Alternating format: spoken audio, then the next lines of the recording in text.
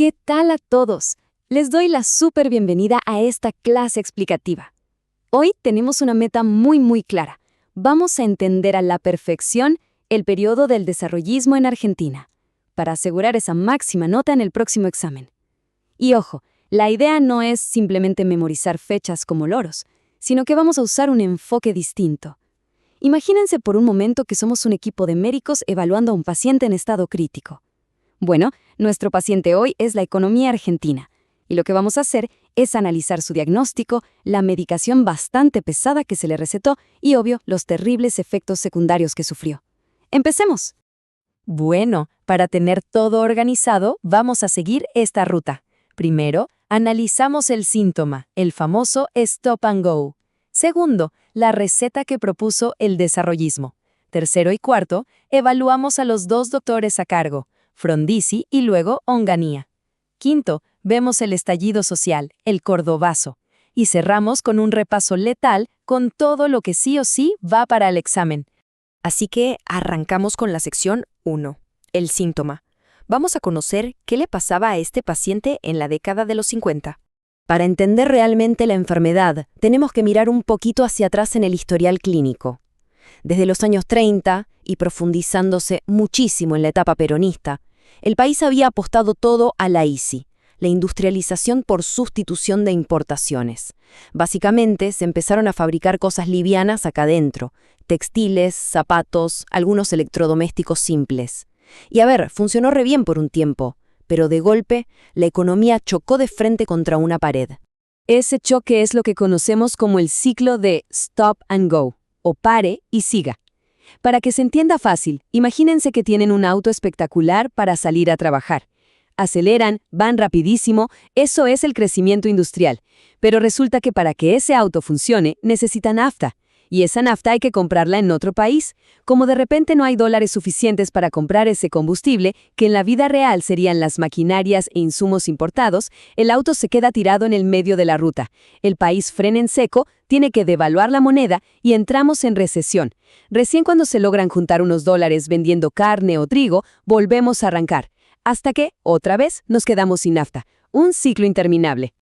Ojo acá. Por favor, marquen este concepto con un resaltador flúor porque es una típica pregunta de examen. ¿Cómo llamó la CEPAL a este problema? Estrangulamiento. Literalmente, la economía se asfixiaba porque la capacidad de importar maquinaria pesada y energía quedaba totalmente atascada porque no había divisas, no había dólares. Entonces, resumiendo esta primera parte, nuestro paciente estaba enfermo de stop and go. Crecía, se quedaba sin dólares para la tecnología y se estancaba. Era un cuello de botella superestructural. Y pregunta rápida para comprobar si estamos en sintonía. ¿Qué era exactamente lo que faltaba para poder seguir creciendo? Exacto, las divisas. Pasamos a la sección 2, la receta desarrollista. Porque claro, con un diagnóstico tan complejo, una simple aspirina no iba a hacer nada. Y acá les dejo un truco mental infalible para acordarse de esto en el parcial. Si les preguntan qué buscaba exactamente el modelo de Arturo Frondizi y su ministro Rogelio Frigerio, acuérdense de esta fórmula. Petróleo más carne igual a acero más industria química. Lo que querían hacer era usar las exportaciones de siempre y lo que nos ahorrábamos en energía para financiar lo que realmente importaba ahora, la industria pesada, la industria de base. Porque la clave del desarrollismo es esta. Ya no querían seguir fabricando zapatillas y licuadoras. Su filosofía era que la única cura real para el subdesarrollo era construir fábricas que hicieran las máquinas para otras fábricas. Imagínense. Producir acero, extraer petróleo a lo loco, fabricar productos químicos. Un mini resumen de esta sección sería que la receta no era cerrarse y dejar de importar, sino fabricar internamente la maquinaria pesada y la energía para cortar la dependencia. ¿Saben cuál es el error más común acá? Pensar que el desarrollismo quería más fábricas de consumo masivo, cuando en realidad el foco era 100% estructural y pesado. Listo, vamos a la sección 3. Es hora de conocer al primer especialista que intentó aplicar esta cura, el presidente Arturo Frondizi, entre el 58 y el 62. Frondizi se dio cuenta muy rápido de algo obvio. El país no tenía ni de cerca la plata necesaria para armar toda esta industria pesada por su cuenta. ¿Qué hizo? Un tratamiento de shock y aprobó 2 leyes fundamentales. Literalmente le abrió las puertas de par en par al capital extranjero. El mensaje para las multinacionales fue recontra claro. Vengan, inviertan acá. Les prometo que van a tener los mismos derechos que cualquier empresa nacional. Y lo más importante, se van a poder llevar sus ganancias a sus países sin ningún drama. A cambio de este trato VIP, el país esperaba que trajeran las plantas automotrices y químicas que se necesitaban con urgencia. Y miren este número para entender el nivel de ambición. 15.6 millones. Esos son los millones de metros cúbicos de petróleo que se produjeron para 1962. Fue el gran éxito de la llamada Batalla del Petróleo. Frondizi firmó contratos con petroleras de afuera y, escuchen bien, en apenas 4 años casi que triplicó la producción de crudo. Logró algo loquísimo para la época, el autoabastecimiento energético. Al sacar nuestro propio petróleo y no tener que comprarlo afuera, el país estaba ahorrando una montaña enorme de dólares. Hagamos una pequeña pausa mental, porque acá es donde muchos tropiezan. Si en el examen se cruzan con esta pregunta, ¿el desarrollismo de Frondizi significó aislar o cerrar el país económicamente para proteger a la industria nacional? ¿Qué pondrían? Cuidado porque esto es un clásico error de interpretación. Es súper común confundir el proteccionismo tradicional de los años 40 con el desarrollismo. La respuesta que les va a asegurar los puntos es que no, todo lo contrario. Frondizi abrió profundamente la economía. Su verdadero motor no fue el capital de los empresarios locales, fue una inyección masiva brutal de plata de multinacionales extranjeras directo a la industria pesada. Así que el resumen de Frondizi: atrajo a las grandes ligas multinacionales para forzar un salto industrial rapidísimo. Pasamos ahora a la sección 4.